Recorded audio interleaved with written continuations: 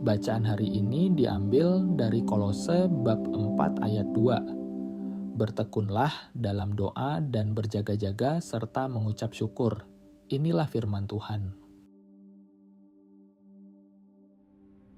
Shalom sahabat-sahabat yang dikasihi dalam Kristus sekalian. Hari ini kita akan merenungkan firman Tuhan dalam surat Paulus kepada jemaah di Kolose pasal 4 ayat 2 dengan tema renungan berdoa dan berjaga-jagalah. Ayat ini mengingatkan kita akan pentingnya kita hidup bertekun dalam doa. Apa yang dimaksudkan bertekun dalam doa? Bertekun dalam doa bermakna kita dipanggil untuk setiap masa secara berterusan berada dalam komunikasi yang baik dengan Allah. Doa bukan sesuatu yang kita lakukan apabila kita memerlukan pertolongan Tuhan sahaja, tetapi doa harus jadi bahagian dari hidup seharian kita. Doa adalah nafas bagi pertumbuhan rohani kita. Melalui doa, kita berbual, kita mencurahkan isi hati kita kepada Allah, dan tidak terkecuali melalui doa, kita menerima kekuatan campur tangan kuasa Tuhan. Doa yang benar lahir dari hati yang ikhlas dan penuh kerinduan akan kehadiran Tuhan.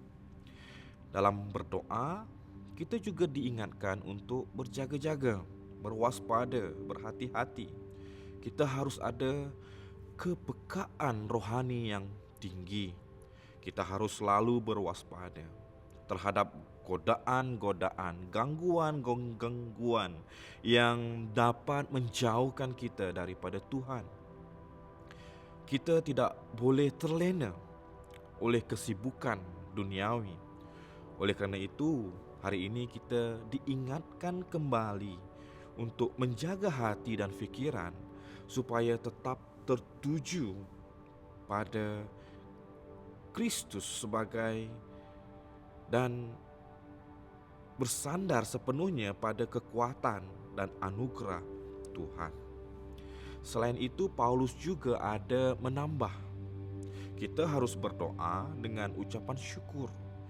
Dalam setiap doa kita diperingatkan supaya kita ingat berkat-berkat Tuhan walaupun ketika kita sedang mengalami penderitaan.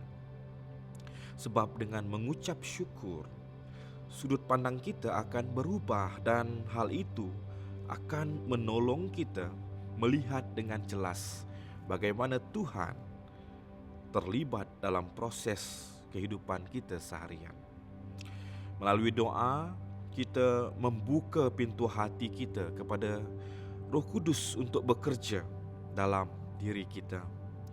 Doa adalah senjata yang paling berkesan yang kita miliki untuk melawan godaan-godaan dan gangguan-gangguan dalam hidup seharian kita.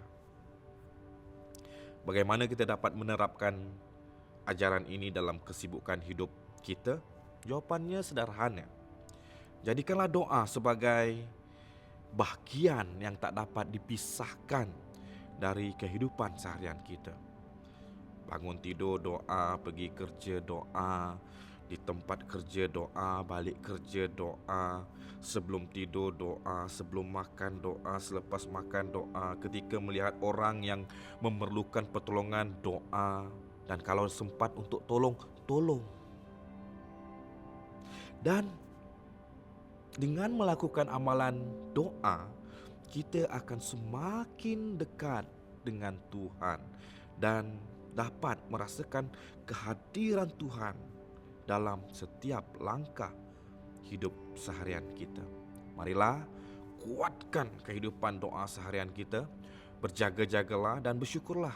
Dengan demikian, kita akan semakin dekat dengan Kristus dan mengalami transformasi dalam hidup. Tuhan Yesus memberkati.